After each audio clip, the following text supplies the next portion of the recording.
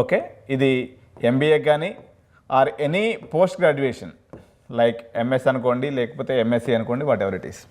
కానీ యూజీకి సంబంధించి అబ్రాడ్కి వెళ్ళేటువంటి కల్చరు ఓన్లీ ఇలైట్ కమ్యూనిటీస్లో ఉండటం, విదేశాలకు వెళ్ళి చదవాల్సి వచ్చినప్పుడు రకరకాల ఇబ్బందులు, పిల్లల యొక్క మానసిక పరిస్థితి, వాళ్ళ ఏజ్ 17 సంవత్సరాలు మాత్రమే ఉండటం వల్ల ఇది చాలా దూర ప్రాంతం.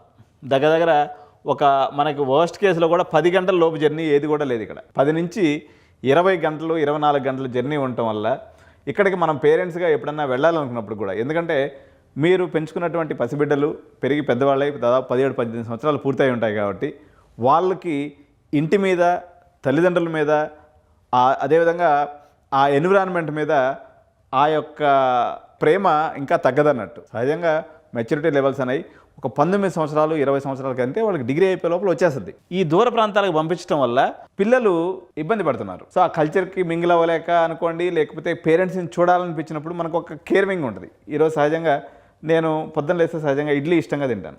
సో ఇడ్లీ తినలేకపోతే ఏదో పోగొట్టుకున్నట్టు అనిపిస్తుంది అనమాట. అంటే వీళ్ళకి ఆ యొక్క ఆలోచనలు ఏదైతే ఉంటాయో ఇవి 18 ఏళ్ళ పిల్లల్లో ఎక్కువ ఉంటాయి.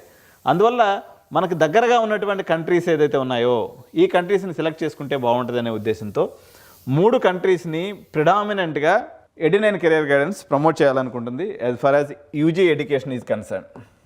యూజీ ఎడ్యుకేషన్కి సంబంధించి 3 కంట్రీస్ని ప్రమోట్ చేయాలనుకుంటున్నాం.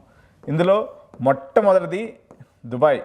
ఇది సిటీ పేరండి. యాక్చువల్గా ఇది యుఏఈ అంటారు, యునైటెడ్ అరబ్ ఎమిరేట్స్ అంటారు. దాదాపు 7 ఎమిరేట్స్ యొక్క సమాహారమే దుబాయ్, యుఏఈ దేశము. అందులో దుబాయ్ అనేది ఒక ఎమిరేట్.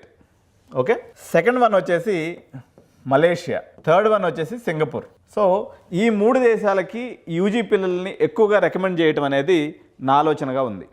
ఎందుకు ఈ 3 దేశాలని లేకపోతే ఈ 3 ప్రాంతాలను నేను ఎంచుకోవడానికి కారణం వచ్చేసి మొదటి 2 దేశాలు. మలేషియా తీసుకున్నట్లయితే దీనికి నో వీసా రిక్వైర్డ్, అసలు వీసా అవసరం లేదు. ఇది ఫస్ట్ పాయింట్.